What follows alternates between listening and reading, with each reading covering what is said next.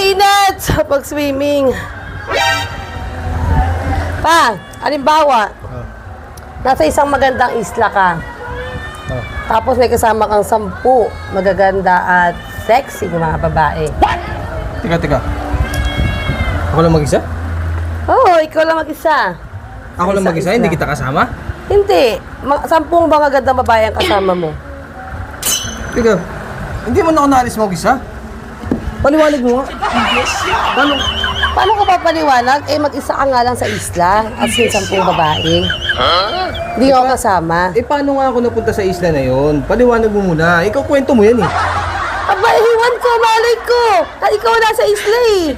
Ikaw ang magkakwento. Saka, bakit may kasama ka 10 mga babae? Hindi mo ako kasama. Hindi nga ikaw magpaliwanag. Ikaw dapat magpaliwanag, hindi ako. Teka, anong ginagawa? Hindi ako napunta ng isla. Hindi ko na mga babae niyan. Nasa isla ka na nga eh. Paliwanag ba? Sino yung 10 babae na kasama mo? Aba, ewan ko. Ikaw kahit kailan talaga. Napakasinungaling mo eh, no? Ay, babakain ako tayo talaga eh. Anak ka ng